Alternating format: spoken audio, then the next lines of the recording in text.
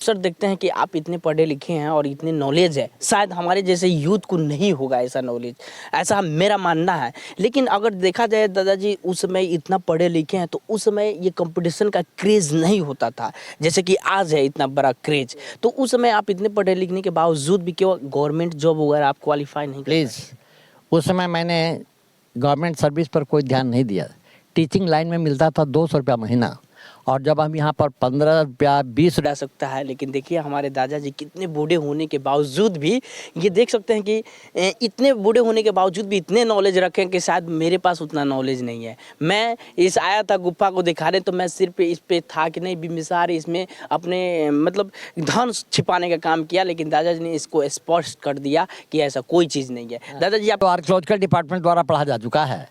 वो बाहर में एक गुप्त ब्राह्मी है, स्क्रिप्ट है ब्राह्मी, लैंग्वेज है संस्कृत, उल्टा पढ़ा जाता है जैसा कि उर्दू में पढ़ा जाता है।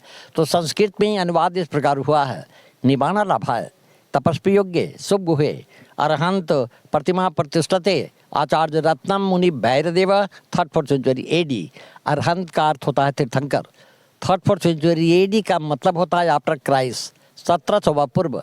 जैन मुनि भैरवदेव साधना मुक्ति परिनिर्वाण एवं जैन धर्म प्रचार के उद्देश्य से ये पहाड़ काट कर 2 गुफा बनवाए और यहाँ के पत्थरों पर जैन तीर्थंकरों का मूर्ति खुदवाए। तो बाहर वाली लिपि से आर्कियोलॉजिकल वालों ने स्पष्ट कर दिया है कि इसके पीछे खजाना वगैरह कुछ नहीं है, ये गुफाओं का भंडार है, जैन साधुओं का साधना का जगह है, मेडिटेशन का जगह है। अब ये जो पूर्वी गुफा हुआ, ये 2 तल्ले का प्राचीन जैन मंदिर है। ये मंदिर 1934 के बिहार भूकंप में टूट गया जी।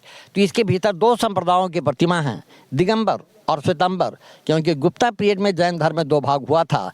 3 प्रतिमाओं से और भी स्पष्टीकरण हो जाता है कि गुप्ता पीरियड का स्मारक है, जैन साधुओं का साधना का जगह है, मेडिटेशन का जगह है।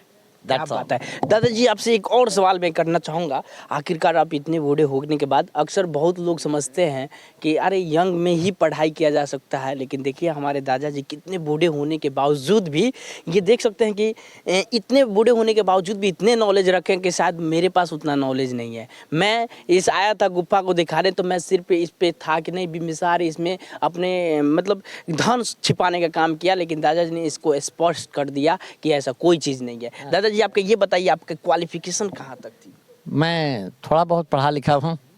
मैं 1966-67 में नालंदा कॉलेज बिहार शरीफ मगध यूनिवर्सिटी से ग्रेजुएशन किए। 2-4 साल डोमेस्टिक लाइफ में रहे, और 1972 से जब परिवार का बर्डन आया तो यहाँ पर हम गाइड रूप में कार्यरत हैं, और यहाँ पर पर्यटकों का सेवा कर परिवार का भरण पोषण करता हूँ। क्या बात है दादाजी। लेकिन एक बात बताइए दादाजी, अक्सर क्या है कि आज के हमारे जितने भी यूथ हैं, हमारे जैसे यूथ हैं, अक्सर देखते हैं कि आप इतने पढ़े लिखे हैं और इतने नॉलेज है, शायद हमारे जैसे यूथ को नहीं होगा ऐसा नॉलेज, ऐसा मेरा मानना है। लेकिन अगर देखा जाए दादाजी, उस समय इतना पढ़े लिखे हैं तो उस समय ये कंपटीशन का क्रेज़ नहीं होता था जैसे कि आज है इतना बड़ा क्रेज़। तो उस समय आप इतने पढ़े लिखने के बावजूद भी क्यों गवर्नमेंट जॉब वगैरह आप क्वालिफाई नहीं कर पाए? प्लीज़, उस समय मैंने गवर्नमेंट सर्विस पर कोई ध्यान नहीं दिया। टीचिंग लाइन में मिलता था 200 रुपया महीना, और जब हम यहाँ पर 15 रुपया 20 रुपया कमा लेते थे तो हमें ऐसा लगा कि साहब हम तो एक गैजेटेड ऑफिसर हैं, हम काहे के लिए नौकरी करने के लिए जाएंगे। इस उद्देश्य से किस्मत पर रोते हैं कि सारा जीवन हमें बिता दिए। यानी आपके कहने का अर्थ है कि यहाँ पे रोज़ का 20 रुपये आप कमा लेते थे उस समय, यानी कहा जाए तो यानी 20 रुपये यानी 20 रुपये यानी लगभग 600 के महीना तकरीबन आप कमा ही लेते थे उस समय जी। हाँ। और आज देखा जाए तो यानी वो पिछले साल के और आज के साल में देखा जाए तो क्या कंपेयर है इसमें? क्या कंपेयर है? मतलब आप क्या कह सकते हैं कि पहले वाले साल अच्छे थे, या अभी जो अब आप ये पछताते हैं कि नहीं चलो भाई कंपटीशन उस समय हम टीचिंग लाइन ले लिए होते तो महंगाई के दृष्टिकोण से पहले वाला ठीक था।